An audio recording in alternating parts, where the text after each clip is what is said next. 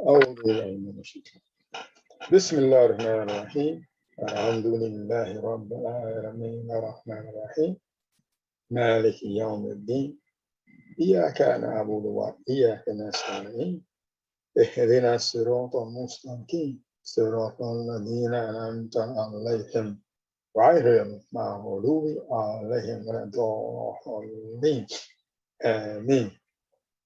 In the Lord's name, the merciful, benefactor, merciful Redeemer. All praise is due to Allah, the Lord of all, the sisters of knowledge, the merciful benefactor, the merciful Redeemer, Master of the day of judgment. Thee we worship, thee alone we seek for aid and assistance. Show us the straight way, the way of those upon whom thou hast bestowed thy grace, those whose portion is not wrath, nor of those who go astray. Amen. Amen. Amen. With Allah's name, the merciful benefactor, the merciful redeemer, I openly bear witness that there is but one God, the only creator of the heavens and earth, and Lord of all systems of knowledge, whom we properly call Allah. I accept all of Allah's prophets and believe that Prophet Muhammad, peace be upon him, is the seal of prophethood and a mercy to all mankind. Assalamu alaikum, dear family. I welcome you to another study al-Islam. It is so nice to see all of you. The topic today is aching and aging, acupuncture and steroids, and natural herbs.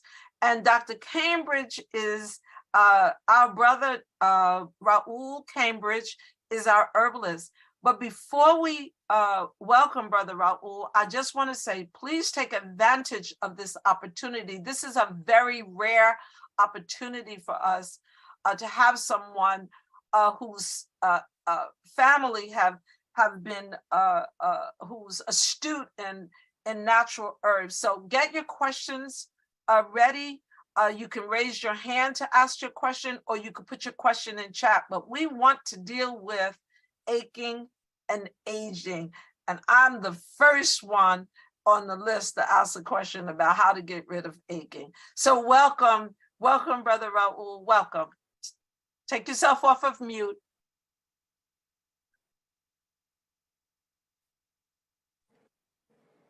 Thank you very much. It's a pleasure to be here. There's a message somewhere on the screen. I don't know if this can be removed. You're fine. Brother Raul, you're fine. So you can just tell us a little bit about yourself before we get started, because your bio is not in the newsletter. Sure.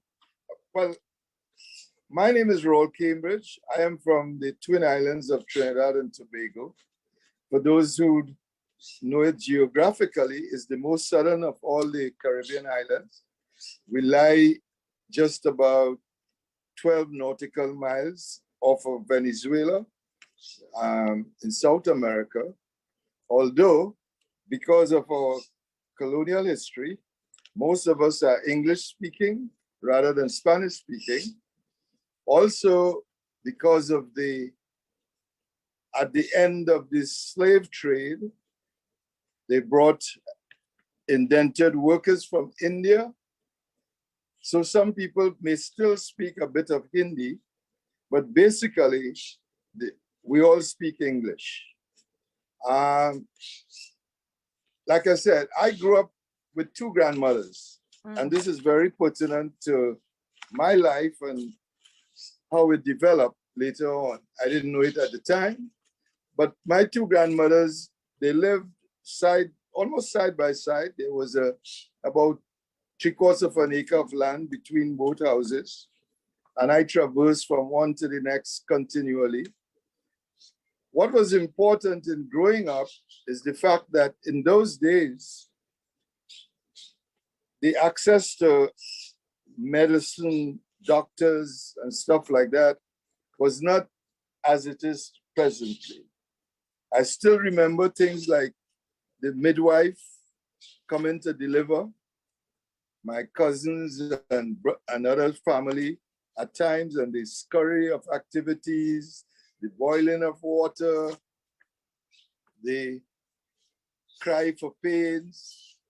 And then eventually that cry of the newborn child coming into the world. That was something that we took for granted. Growing up with my two grandmothers, one of the things that I became aware of and helped out with was what we call bush medicine, which today is being referred to as herbal medicine. So things like cold, fevers, different pains, being unable to sleep, various things like that. People didn't go and seek medical advice. We knew which of the herbs to go and get. It came to a point where I was about 7, 8, familiar with it, and my grandmother would send me, they call me Junior. They say, Junior, go and get some shining bush, or go and get some chandelier bush. That is one that we use for colds. You take the leaf, you pound it, you add a little bit of salt to it, you ingest that, and you would bring up so much cold. It's unbelievable. Someone's coming down with the fever. They say, go and get us some fever grass. I know exactly what they were speaking of, and would go and retrieve it and bring it and stuff like that. Some babies not able to sleep. You go and you get what we call soursop leaf. Pick the soursop leaf, you make a concoction from it, and you apply it to them, and they sleep gently and beautifully, and on and on and on.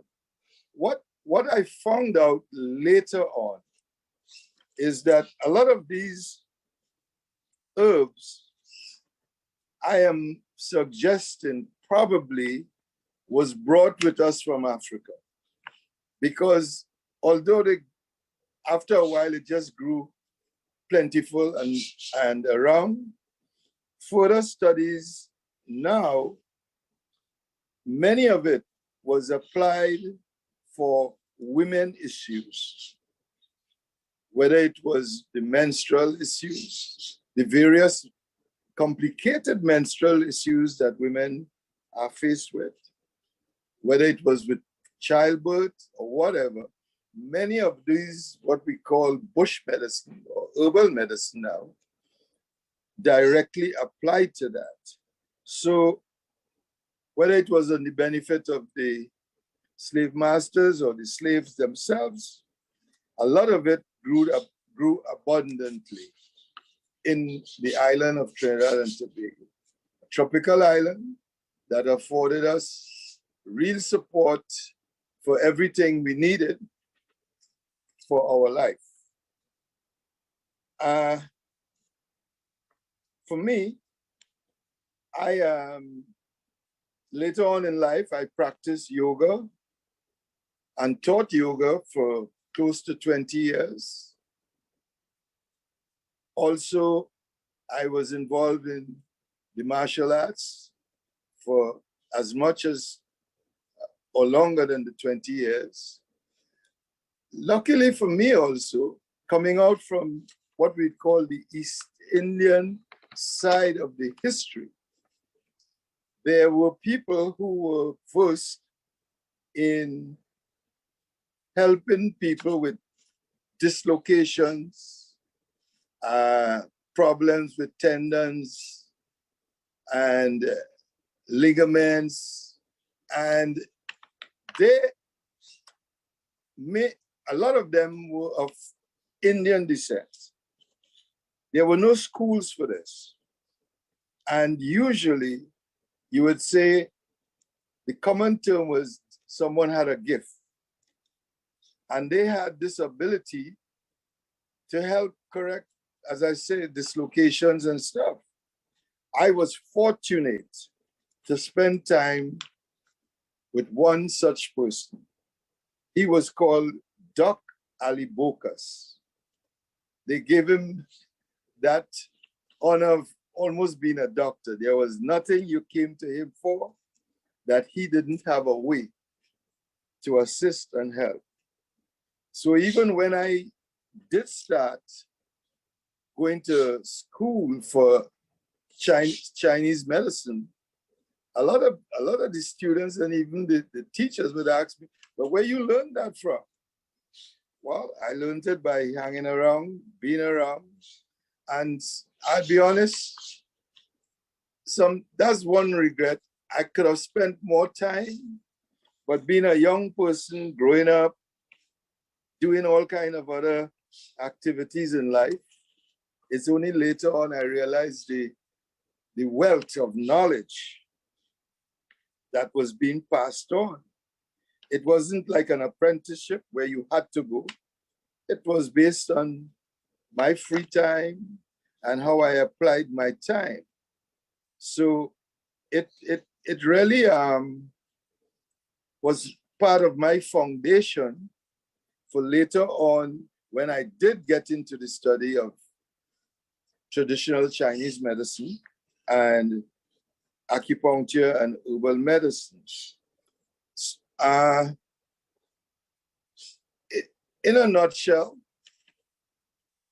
from way back in the 70s, between Doc Ali Bokas and myself, we both got interested in looking at the Eastern healing methods, especially acupuncture.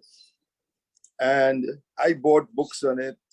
We attempted to get needles, but that didn't work out. Not until I came to America, came to Chicago, as a matter of fact.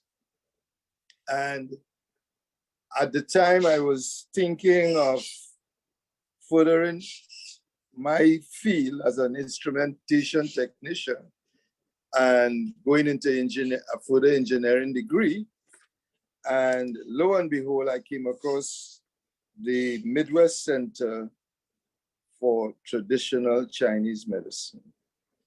And that changed my trajectory. It changed my life to a great deal. I was able to attend school. I graduated and sat the boards in 1990. I immediately got into practice with two of my teachers at the time. It was in the height of the AIDS epidemic. They had established a non-traditional way of treating people with AIDS using traditional Chinese medicine, acupuncture, and herbs, totally outside of the mainstream of what was going on at the time. And for whatever it was, they chose me in the school. They asked me to come and work with them in the clinic. And I did. And immediately, what was surprising to me, from the very first day, they say, Raul, you're not here to look on. You're here to treat people. So don't be afraid. Go and do it. And that is what I've been doing for the past 33 years. I have been invited by Sister Mohammed to speak in terms of, I'm not looking at it as a major lecture per se. I will use the East Indian term of a satsang, meaning that you sit down and we just discuss. I put out ideas, approaches to things that face us in life, and we apply it as best we could. The topic I was asked to say something on and discuss my views on is about steroids, aging, its application in terms of pain management, and alternatives that is there for us to use. Well, To begin with, when I was asked about that, the first question that came up to my mind is, what is aging? What is considered aging? Is it the chronological approach that we have adopted? What is it? Is it the approach that says, okay, you're born a baby, you considered youth or growing up from 1 to 12, 14. I'm using those in terms of the female of the species, at which point the cycle of reproduction can take place. And this is according to the tenets of traditional Chinese medicine. For male, it's on an 8-year cycle, so 16 or so, when males are capable of producing young males, of young babies and stuff like that, which continues up to 28 to 35, in which for the female, changes take place in terms of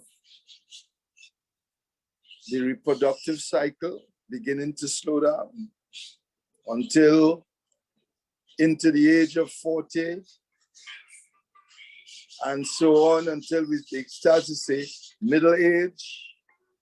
And then after that, I guess, we start to, in chronicle order, look at it differently as aging.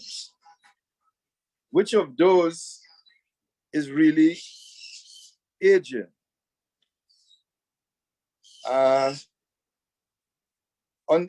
In that respect, let me see. I will take.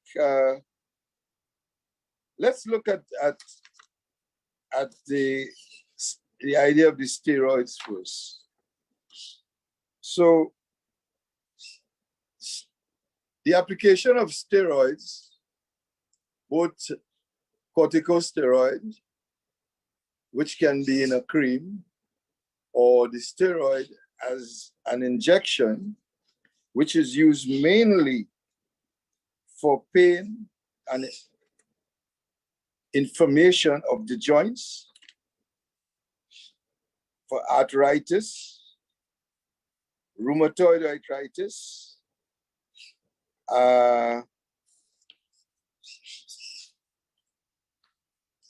certain type of bowel inflammation, etc. Those are very debilitating experiences, and pain is something that do get your attention. And we all look for immediate responses and immediate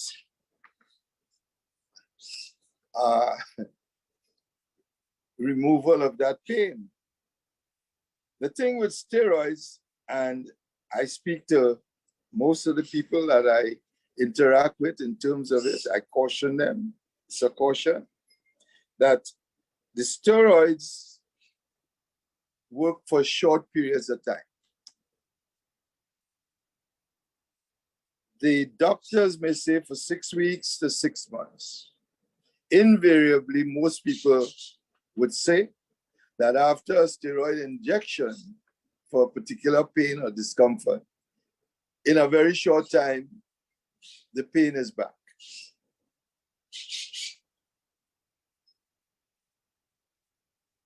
Importantly, what we have to understand is that controlling of a symptom is not actually taking care of the underlying condition. The underlying condition remains until we find a way to take care of what the underlying condition is. What is the underlying condition that is causing the inflammation of the joints? If we seek early enough remedies, it's helpful. Most of us are too busy doing many things, and we only pay attention when it becomes very chronic. So the 6 weeks to 6 months in terms of the steroid doesn't work, because steroids bring with it the deterioration of bones, the deterioration of ligaments, the deterioration of tendons. And as those who have used steroids know, they can only give you a certain amount of steroid injections or whatever it is for a period of time. It's not something you could use continually because of the effect of and the destruction of the tissues, the fascia, the bones, etc., that it brings with it. So it is not something we should take lightly. It's not something, while it may help in the short term, it is something we must seriously think about in terms of what are the alternatives that we have.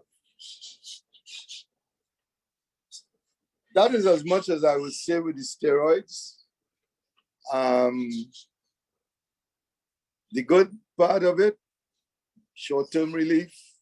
The bad part of it, long-term destruction of the bone, the tendons, and other aspects of your body. Aging. What is aging? You know, it's interesting because in life we look around and, you know, we speak about it commonly. We make a joke about it from time to time. You meet someone, they may be in their 20s and 30s, and you see, boy, this person acting older. They're old for the age. And, you know, we make a joke about it at times. Then you have others.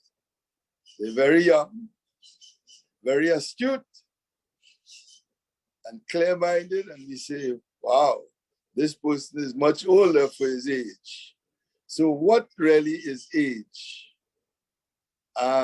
That's a good question. What is age?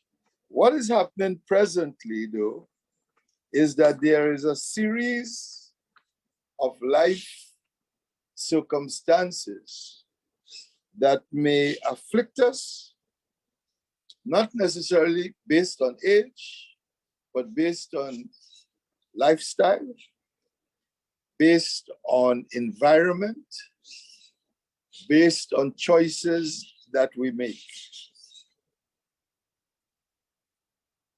We see an increased amount of obesities.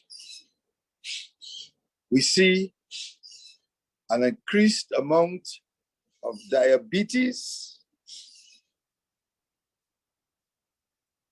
Up to earlier this morning, just before getting on the program, I got a call from a friend of my own in New York who I've been treating.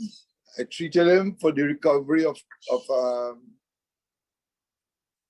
COVID, when he not only came close to dying, but even when he recovered and the illness continued, he's an engineer and his memory was challenging him, and he became afraid that he couldn't do his job.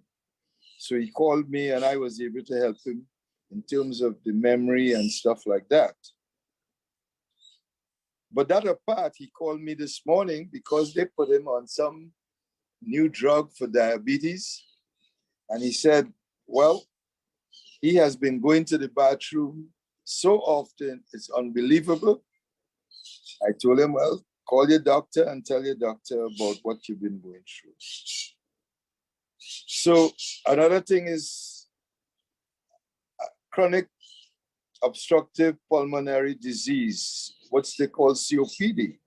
A lot of people come down with that as a result of asthma, a lot of coughing, smoking, or whatever it is, emphysema, bronchitis, arthritis, rheumatoid arthritis.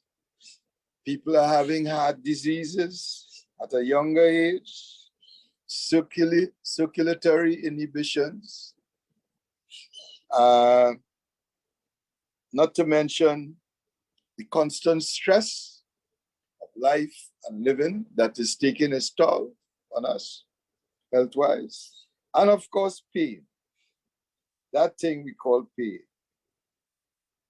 These are what I consider debilitating conditions that attack us at any age and continues to be part of what we take into our more elderly age. And it is very discomforting and at times difficult to alleviate and to find adequate treatment for.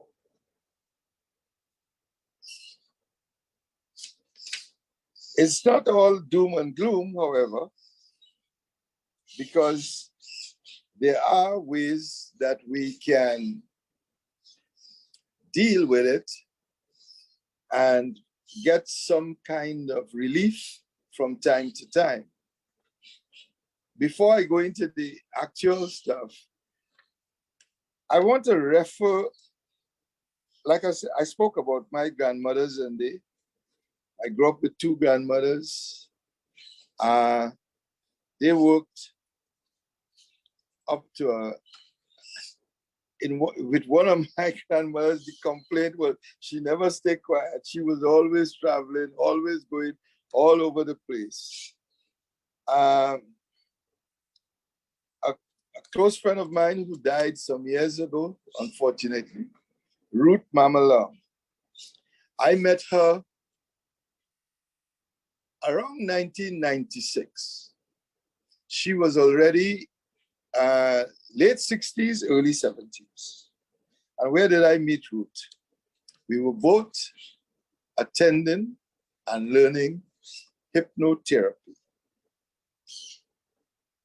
We became close friends, and up to when she passed away in her mid-80s, a very vibrant person.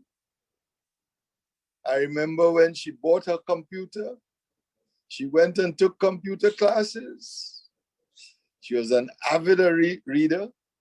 And boy, we had a lot of discussions over a lot of stuff, or not always seeing eye to eye, but always having really beautiful discussions.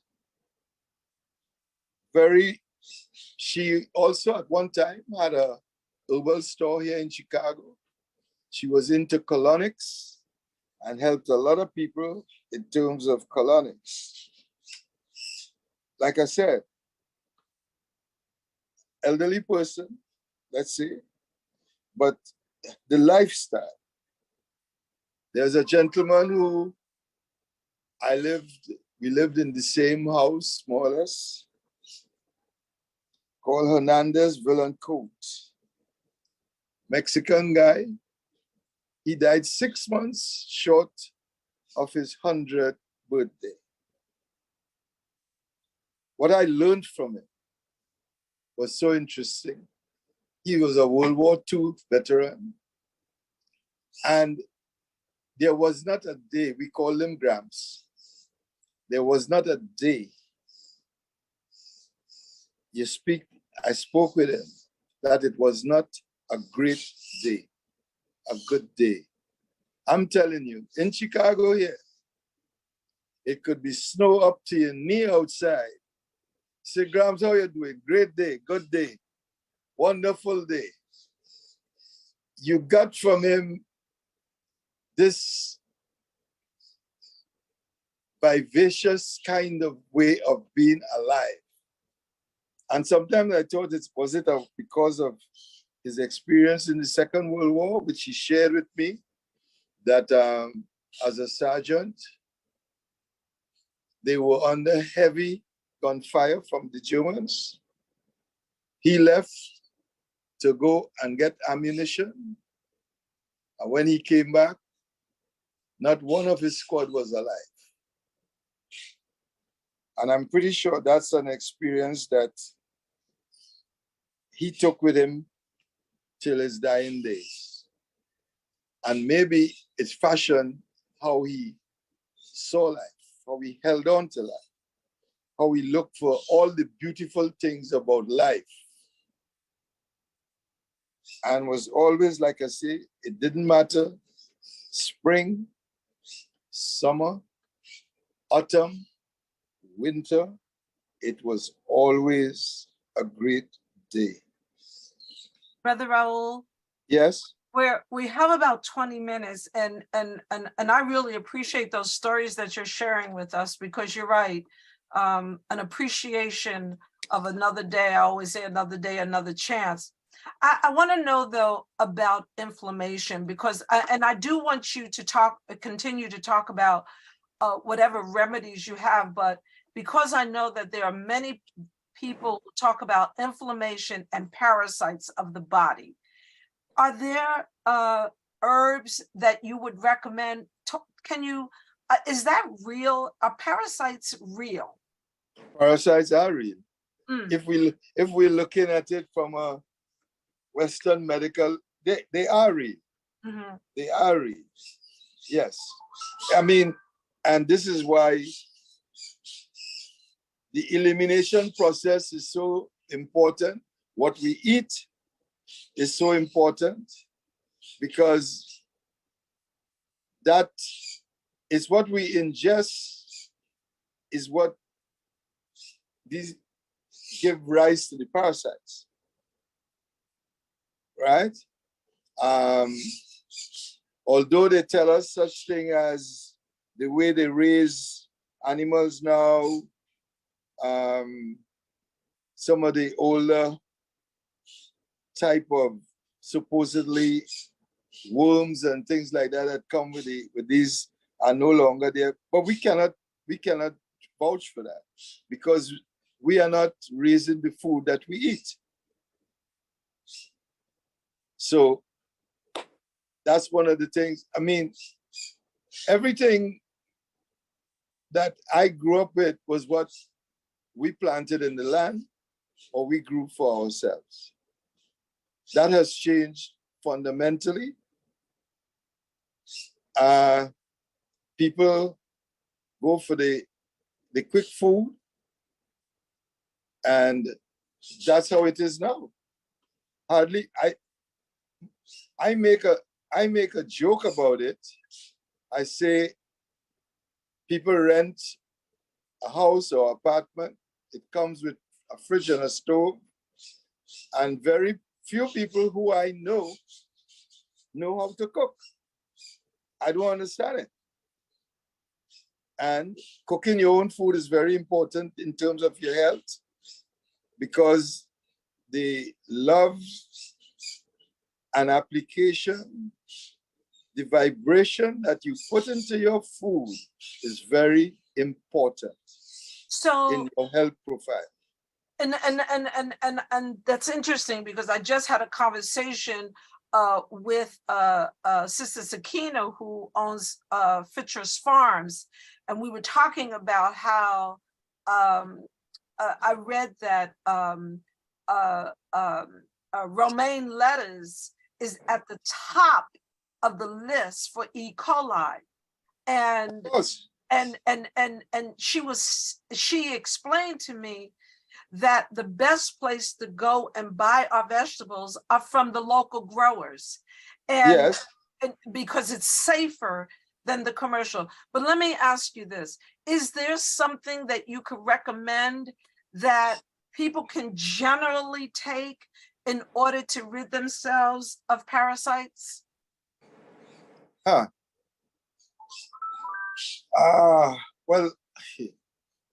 the question, what I would say, it's a couple of things. We have, first, it has to be identified.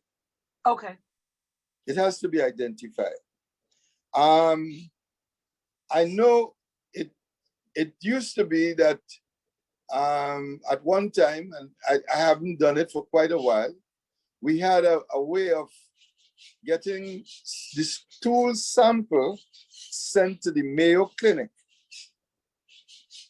And they will do the type of in-depth scientific research on it, and they will tell you exactly what is afflicting you. So, Other than that, we don't really have a clear, concise way of knowing. so are you saying to me, and then we have a question, and I do want to ask the questions that are on the line, and please put your questions in chat, because I think asking your questions would help us to become a little more, get a more information of what we need. So are you saying, but you just said, and it's been told to us, and we're learning that most of us are eating food that is that has pesticides, and so you All just kind of environmental stuff. Yeah. you just take for granted that most of us have parasites. And so I'm going to ask you. Go ahead. I don't like to take things for granted. Okay. And I'll tell you why. In terms of traditional Chinese medicine and the approach of it, I guess we don't have much time to introduce it in all that it entails.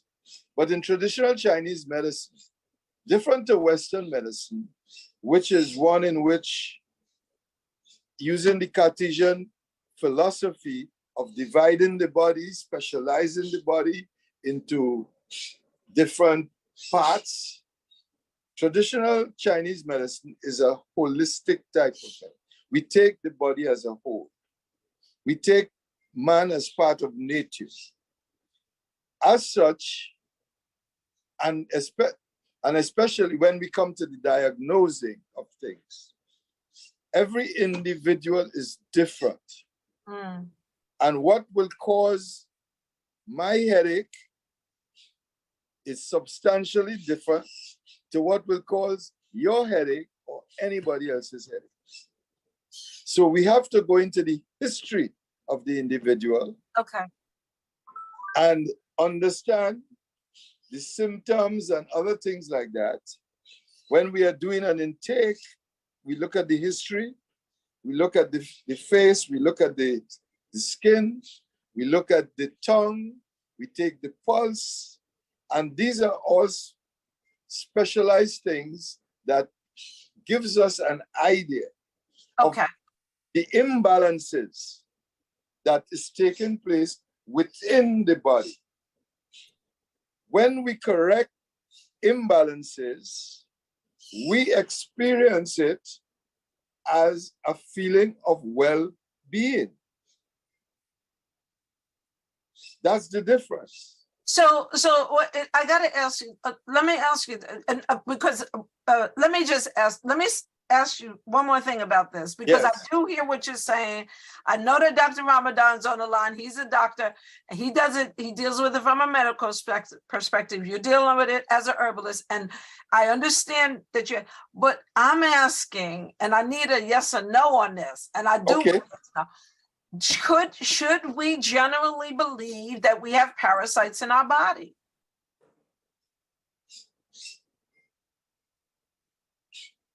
I still will want to put it down to the symptomology. Okay, then. All right. Then. I still will want to put it to the symptomology. Okay, so I wouldn't want to tell everybody, but here is the thing.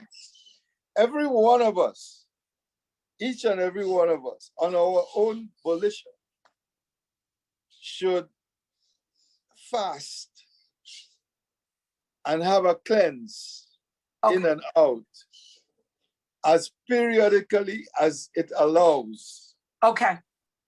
because prevention is what better we're than cure. Yes. Okay, let's answer a couple of questions, and then I need you to tell us, would you be able to tell us what a good cleanse is? What a good cleanse is. Wait, before you answer that, I really am obligated to ask some of the questions on the chat, and I'm not going to rush you through this. So tell us about CMOS. Is CMOS something good? Oh, very good. I'm never without it. How do you? I'm not gonna pay the exorbitant money people are paying for it. I grew up with that. Well, yeah. how do you use CMOS? How do I use CMOS? Well, you get this, what they call the CMOS itself, which is actually a plant that grows in the ocean. Right. Bear in mind, we came out of the ocean. We have all the constituents within us of the ocean. The plant that grows there, that they use for the CMOS, is part of what nature provides for us. So how I do it? You get it, you soak it overnight. You cut a lime and you put the lime in it, and you would notice it will hydrate, expand, and then you boil it until it becomes a gel. That gel you can take, save it in the fridge or wherever, and then you blend it. Depending on the individual, you add milk or whatever, cinnamon, what's the other? Nutmeg, couple little spices and stuff like that, and you drink it. Okay, so CMOS is good. It is good. Okay, come on, let's do a few more. What about black seed? What do you know about black seed? Very good too. The oil is very good. It acts as an anti-inflammatory inflammation agent. So that too helps to take away pain. Because remember, what we are experiencing as pain, according to traditional Chinese medicine, is blockage in the energy flow of the body. Where these blockages tend to take place?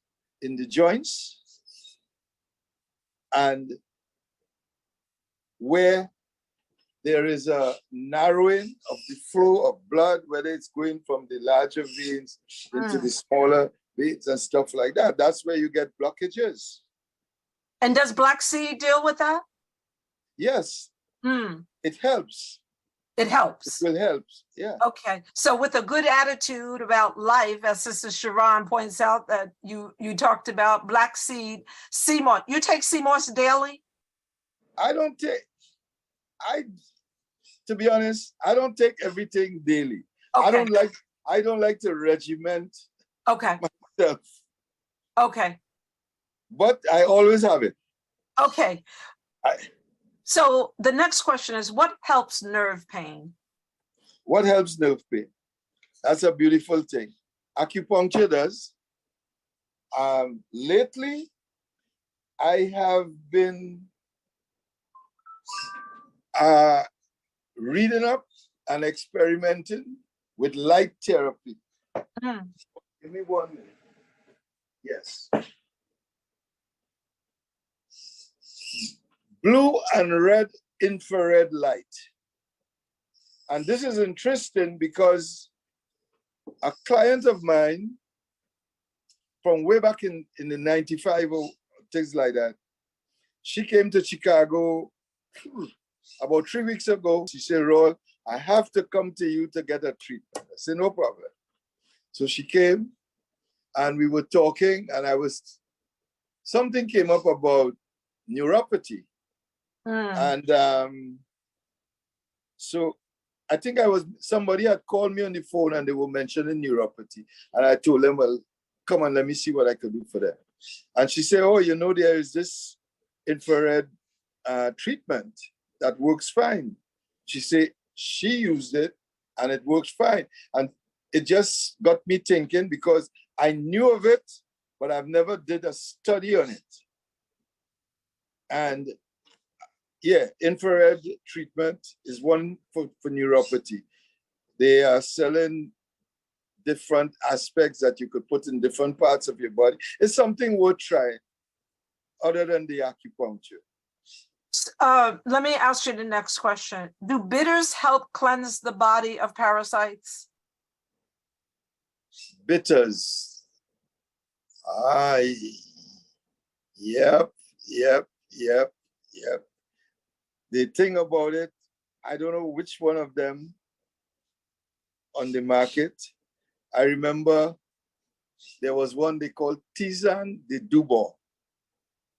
And that was one that was used frequently for cleansing the blood and cleansing the body.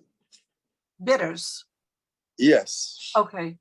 So you do realize that we need to have contact with you. Everyone on here, there's about 200 people on the line, and everyone's so. But let's continue, because we are going to put your contact information in.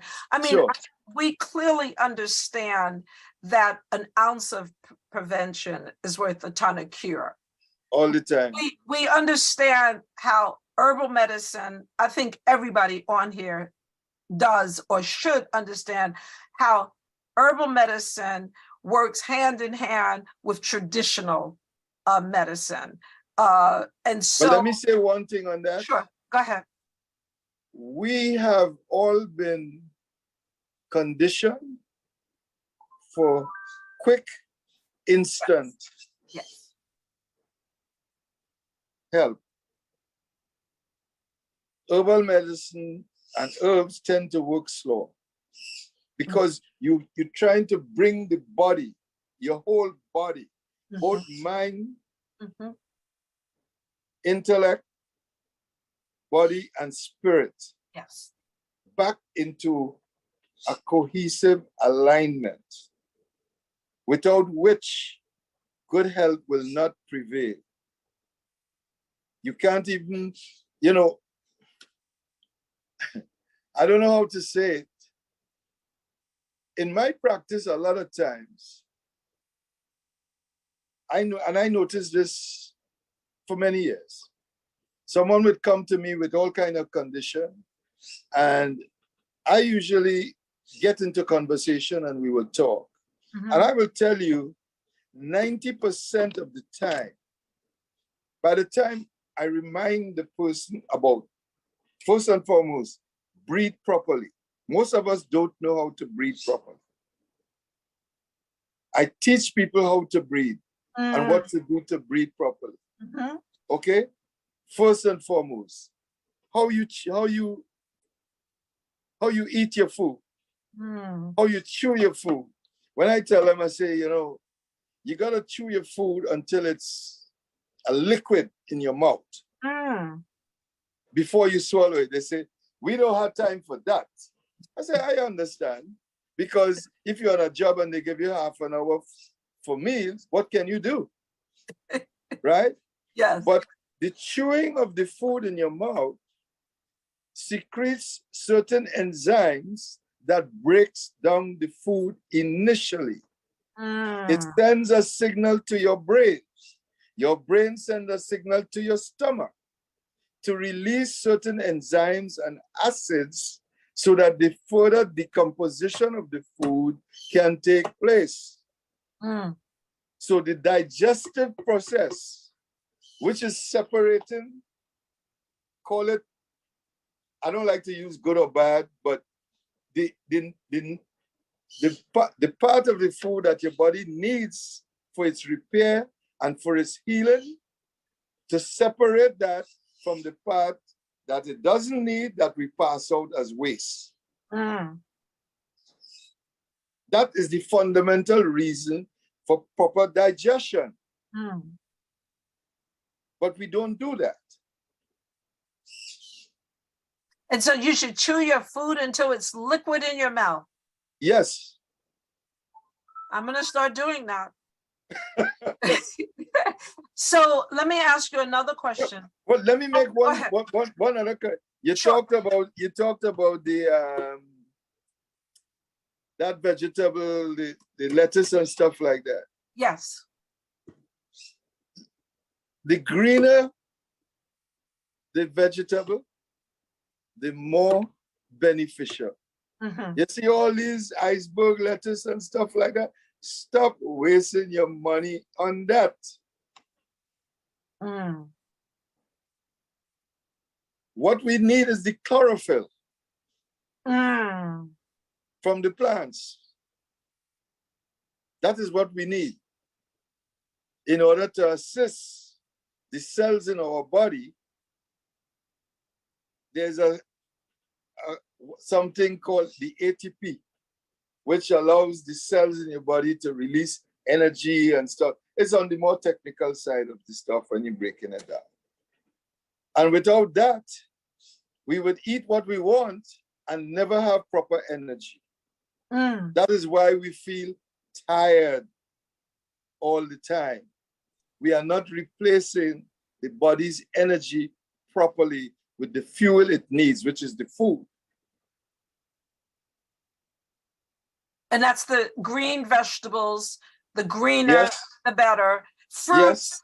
fruits. All fruits, of course. Mm-hmm. I come from a country where, I don't like to complain, but here, what they call mango here, in Trinidad, we have 360 or more different types of mangoes. And almost every child could tell you, that is a mango Viet, this is a mango Julie, there's a mango Rose, there's a mango Lord, there's a mango Calapan, and they're all different. Mm. They all taste different. No, So it's important that you compare.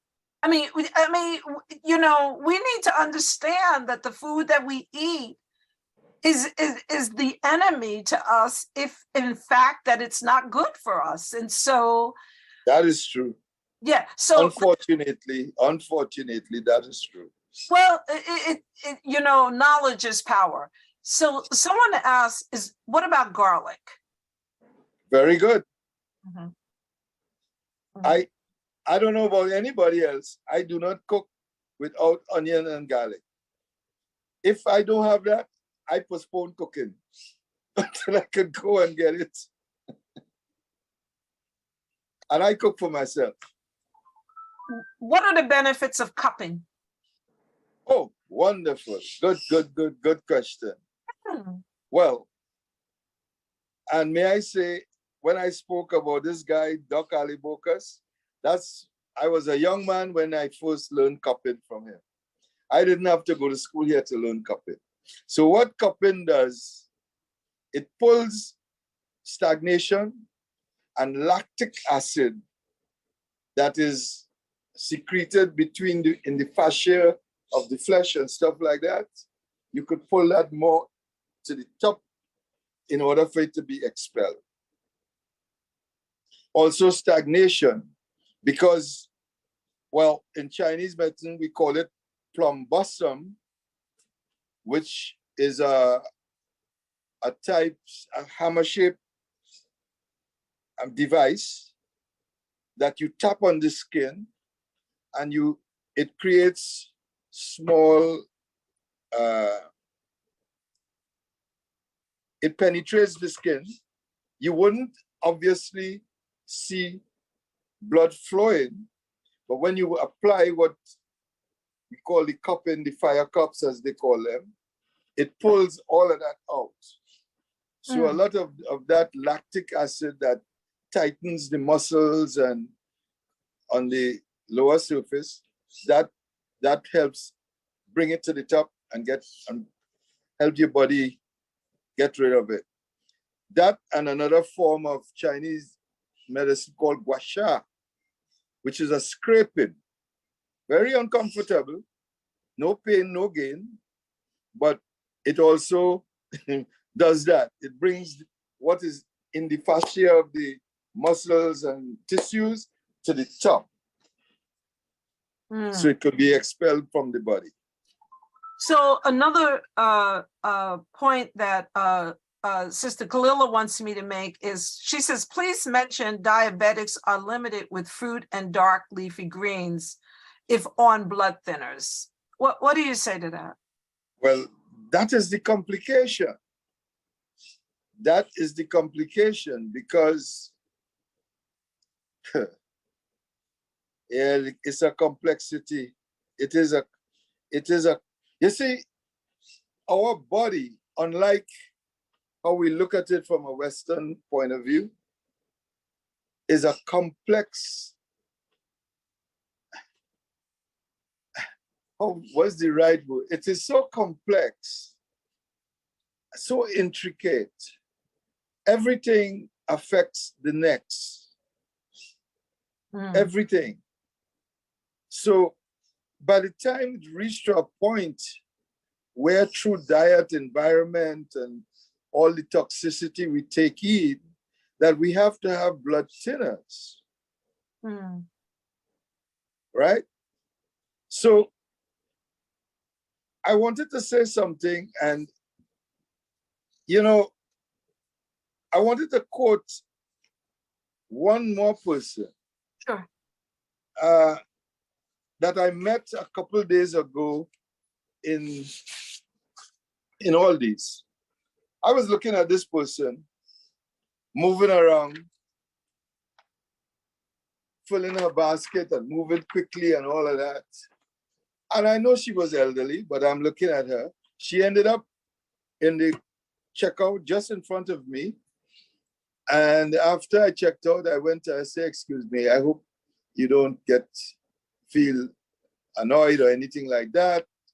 I was looking at you and the way you're moving and take. If I ask you what you think about aging, what would you say? Immediately she said 2 B's. She said, it's a blessing. And then she said, secondly, the second B though, is because the lack of proper medical attention and service to elderly folks. This lack of the socio-economic way of planning for people as they get older. Those were the 2 major things she said. And then she said, by the way, I'm 75 years old. I said, wonderful, wonderful. So I say that to say, movement, we're talking about aging, movement is important. Why movement? Because whether it's exercise or movement, whenever we see, or we used to see, pictures of people in China, what would we see? We would see groups of people at different time of the day doing what? Tai Chi, gentle movements, etc.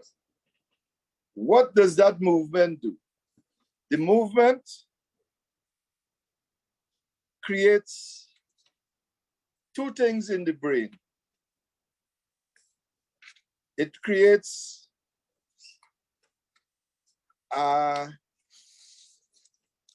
serotonin, and it creates, what's that? It's serotonin, but those 2 things, what they do, they give you a sense of well-being. And I'm trying to remember the other one now immediately. Dopamine. Dopamine and serotonin. Dopamine gives you a sense of feeling happy, well-being, satisfaction, a sense of achievement. And remember, these are all part of the mind. The serotonin gives us a feeling of happiness. And it all comes as a result of movement. Because movement is a representation of life and living. So no matter what age we are, we get up, we walk, especially if we could get up early in the mornings and get the first rays of the sun. Those are the things that add to the health profile that we have. I got to go on to the next question. Okay. Soaking in Epsom salt. Very good. Does it remove toxins? Yes, I recommend it a lot.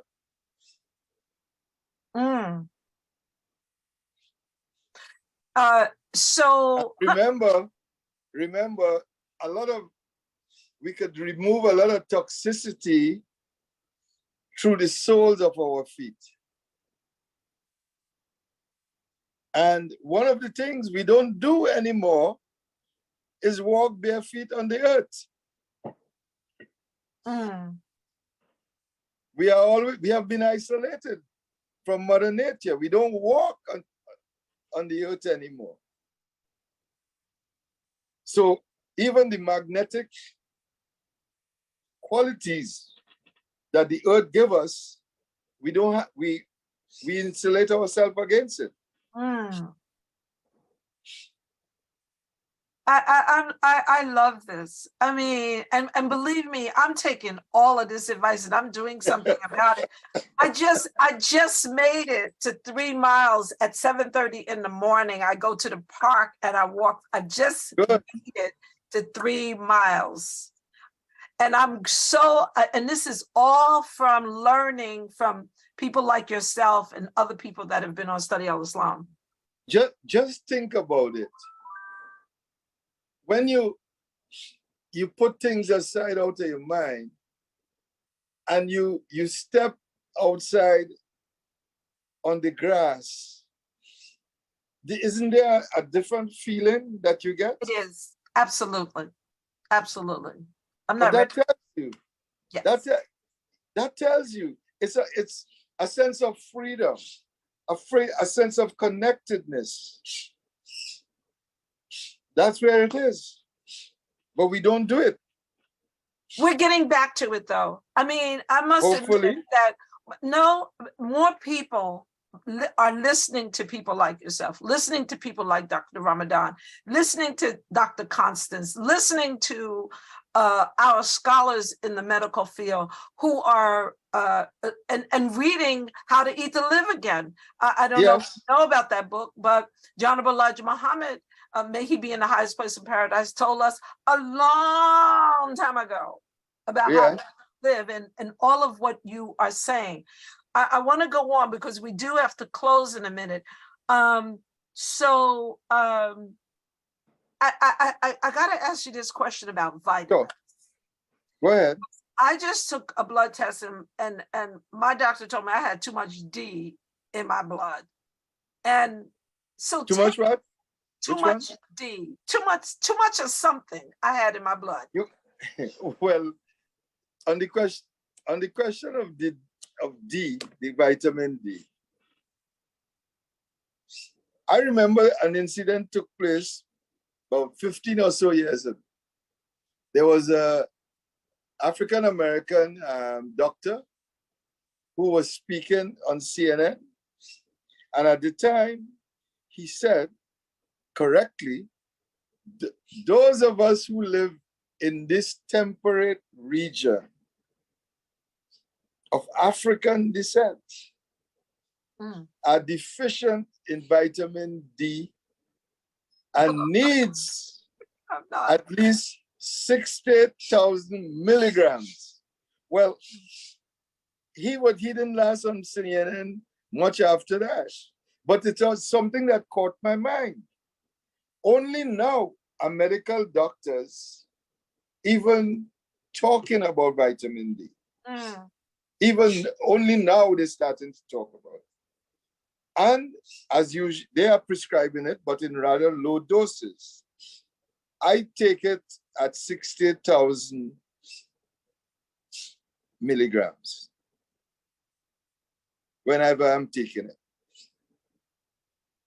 Not at 200, not even at 2,000 or 4,000.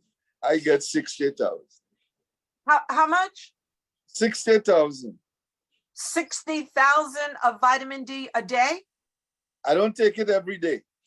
That's what I want to ask you. Should you be taking vitamins every day? The same vitamins every day? Well, it's a couple things about vitamins. To begin with, most over-the-counter vitamins doesn't work.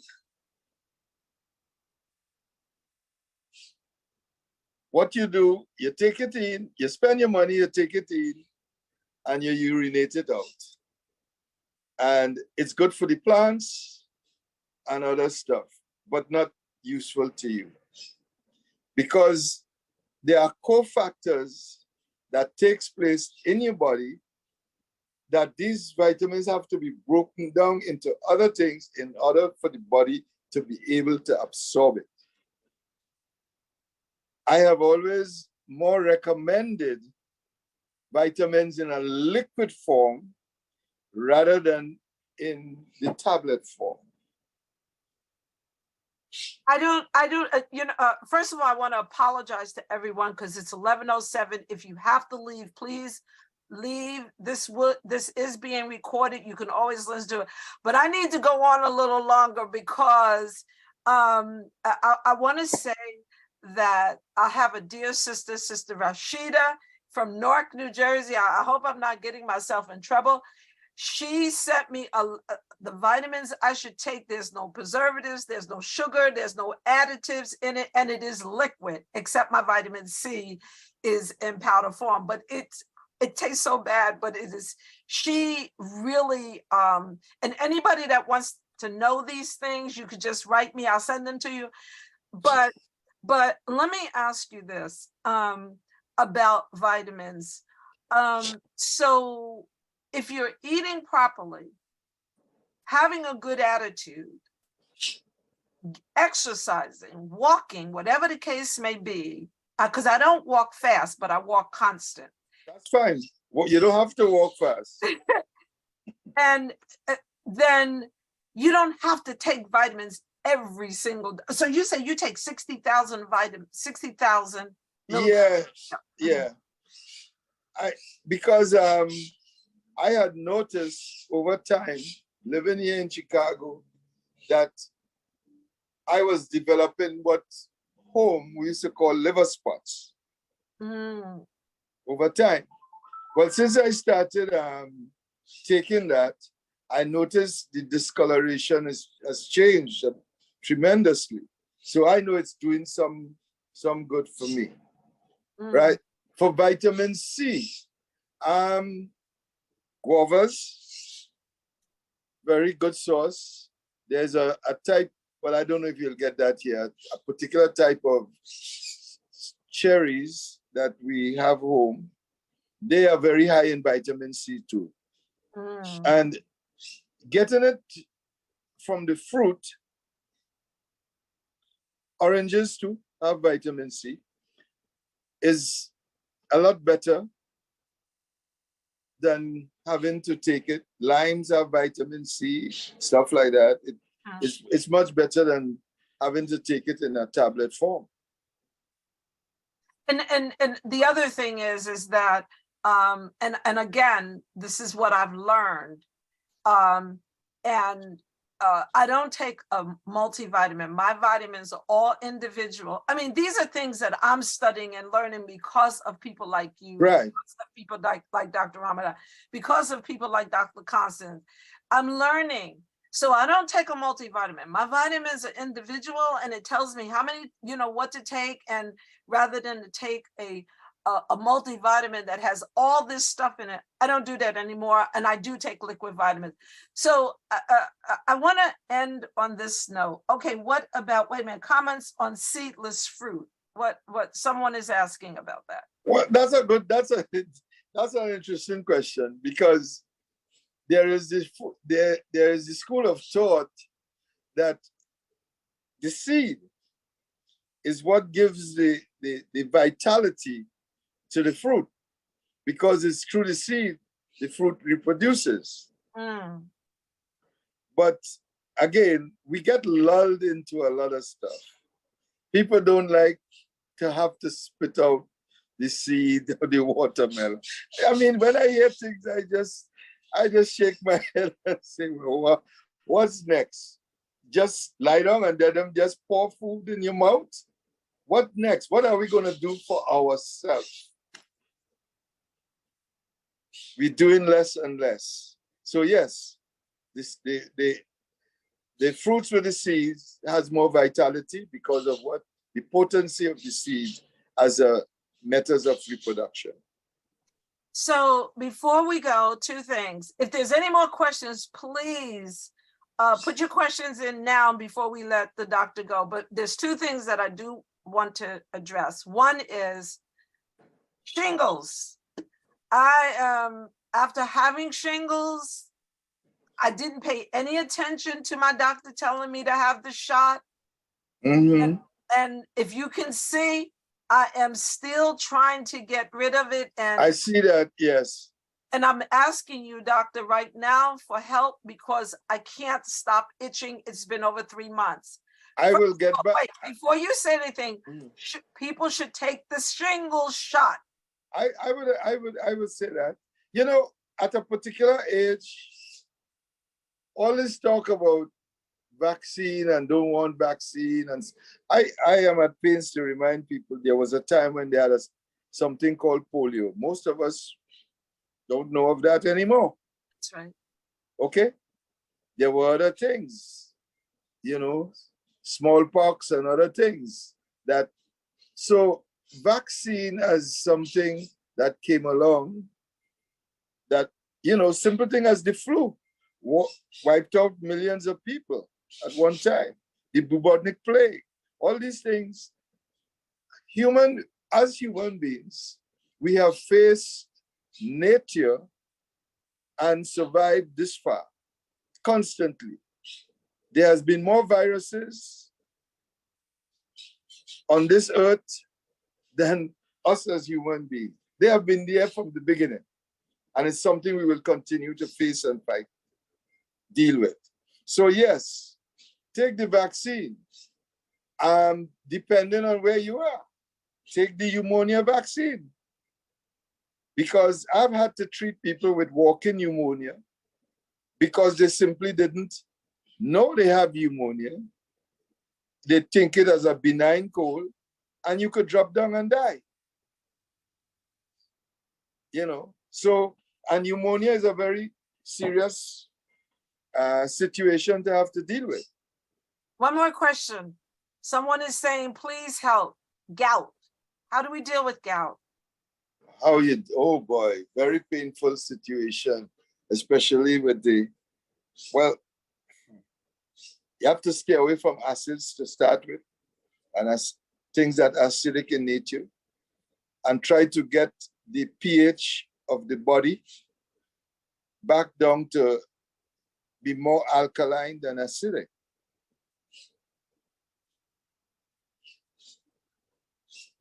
So changes in the diet, emphasis on more alkaline type foods. What foods are the most dangerous to us that we eat? What would you say to that? You know, I'll be honest with you. It's not so much what we eat, but the overindulgence. Okay. The overindulgence. I remember the first time I came to Chicago and I had some friends and they invited me out and they said, Raul, try the New York steak or something like that. Well, I saw one person order the steak and the steak was bigger than the plate. I said, nah. You expect me to eat all of that now? No, I can't go for that. And then even, I don't eat much meat. Mm. I'm more into the fish some poultry, and a little meat, not much. No pork or anything like that from a long time. So that's just me. You know, you try to balance it. But what about apple cider vinegar? Very good. That's very good. Because that is more on the alkaline side. Anything that counters the acidity in your body. Because most of what people diet on, that is eat constantly, tends to produce more acid in the body. It changes the pH of the body. So apple cider vinegar, lemon, fresh lemon juice, lime juice, things like that. Yeah. Water with high pH factors in it.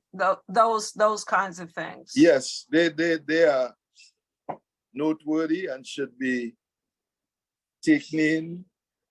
Like I say, you know, everything don't have to be a religion, Right. but we have to be consciously aware and get back in touch with our body.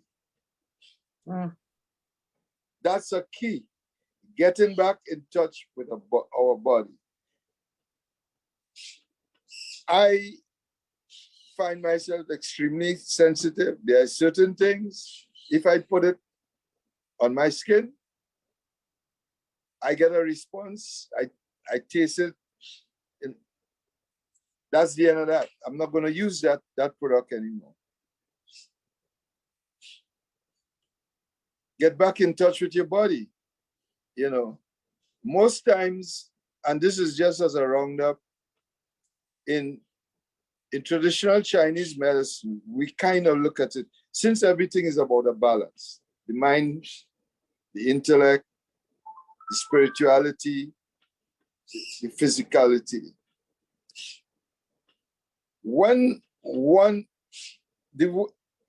We are such a beautiful designed system that even when one of our system is not working optimally, the other systems try to work to compensate. Most times we have an inkling that we're just not feeling right, but we can't put our fingers on it. It is only when we ignore it long enough and it has compromised two of the other systems that we begin to sense and know, you know what? I ain't feeling right. Something not quite right. Maybe I need to see someone. And some of us even ignore that. Up until the point that it becomes such that we just have to do something about it. Most times we have changed that balance. Most times that's when you're going to your doctor. That's when you go to the doctor, the chiropractor, the whoever, and when none of that works, the last person you come into is the acupuncturist and the herbalist. We are usually the very last on the list in terms of that. By which time, the road up the mountain is a little steeper. Not impossible, just a little steeper. Okay, so someone is asking, can you get shingles more than once? I can answer absolutely yes. Yes, you could. That's because right. The virus is still in your body. Yes. So get the shot. Get the shot.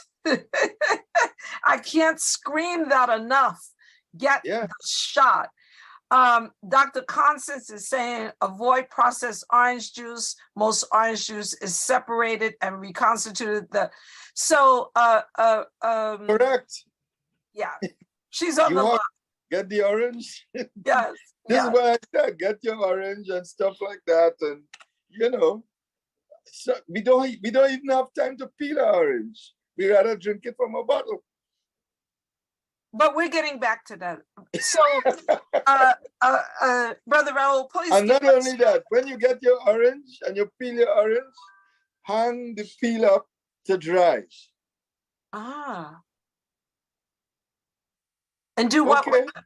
And do what with it? To do what with it? At the first sign of a cold, or what we call a cold, or anything like that, a little orange peel with a little pinch of garlic goes a long way in preventing it. Wow. So do you eat it? I gotta let you go. I'm taking such advantage of you. I am so sorry. I do apologize.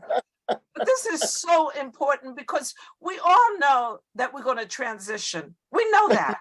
Oh, yes. We do it healthy. Do I need to suffer? Of course. This is one trip we're not coming out of alive. So we know that. But we don't have to suffer. No, not Have at to all. suffer. Not at all. That's right. And that's what we're trying Not to in the prevent least. today. Brother Raul, please give us your email so Marsha can put it in the chat. And I will give us your email so because there's a few people on here that need to become your patient, Okay. including me. I don't know if anybody, you could see this at all? I don't know No, if just say it. Oh, good. No, put that out. Put that out. Is it here? No, we can't see it. Okay, can't see it. there it Hold is. No, no, no. Go back the other way. Go back the other way. This way? Okay, hold it right there. Okay. 773-793-8562. Don't move it. 773-793-8562. And then And tell them please leave a message if they didn't get an answer, and let me know who it is. so you can reach And out. the email. Sorry, go ahead, Brother Raul. Yeah, and the email, go ahead.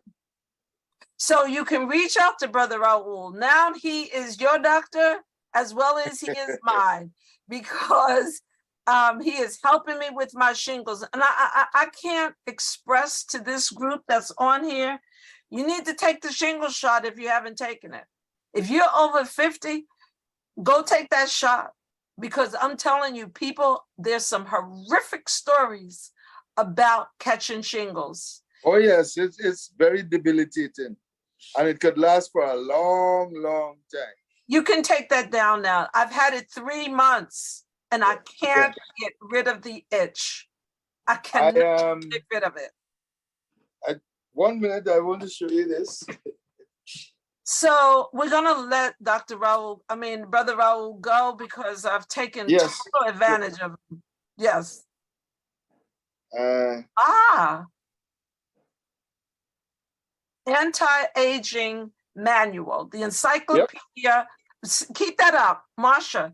Can you put that in the chat, please? Anti-aging manual, the encyclopedia of natural health. Anti-aging. The author is Joseph P. Marion. Joseph P. Marion. That's what we have knowledge for sharing. I'm going to get that. Although I'm going to tell you, I'm doing good. I'm taking all good advice. I'm using it. Thank you. No problem. First of all, I want to say thank you to Dr. Constance and for recommending you. I want to say thank you to our health consortium with Dr. Ramadan on the line. I don't think there's anything we would give more than to have good health. I think that's the one thing that we would give all our money to, is to have That's good correct. Health. Yep.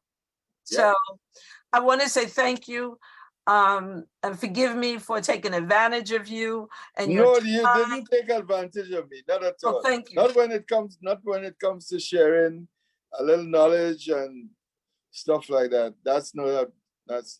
Let me give you the last word. What would you like to say? That orange peeling is a good, so just set the orange peeling somewhere and let it dry. Yes, yeah, just hang it up. That's all. I don't have anything to hang it up on now, Dr. Well, Oh. no, No, I'm only joking. I'm only joking. A little humor. But so do you boil it? no, you just draw it like if you're drawing a cup of tea or something like that. You break off a piece, you know, and you do that. I'm trying to remember that other fruit. Do you use some honey in it? Is honey good? Yeah, honey is okay. Okay. I mean, everything is good in terms of just a little. We don't overdo anything, you know. Okay. All right. You know, it's come like how my grandmother taught me in cooking, and she said, if you're tasting the salt, you have too much in the pot. Well, thank you. Thank you. There are no more questions. I guess people will be calling you. So we're going to close out. It's 11:26. I really want to say thank you. We have to get you back. But thank you so very much for sharing this information. And I think if we don't walk away with anything else, we need to walk away with, try to be happier, positive attitude, walk, get some exercise, eat a balanced food, green leafy vegetables, some fruit if you can, and read How to Eat to Live Again. That's what you do. Sure. And please take time to breathe properly. Breathe. Someone just told us that. Sister Sharon just told us breathing is important. Breathing, of course, that's the key. And chew your food into its liquid. Yep. Thank you. Can we close out in prayer? Imam Sharif, please. Thank you, Brother Raul. Thank you so much for coming on Study Al-Islam and sharing your wealth of information with us. It's my pleasure. It's been my pleasure. Thank you very much.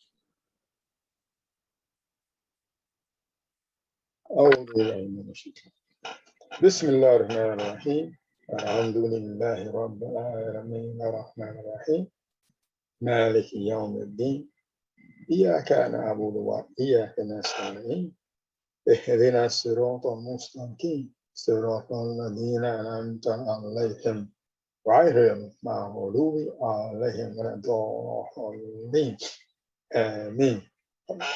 Ameen. Thank you, everyone. And I'm off to do my walk. No excuses. Assalamu alaikum.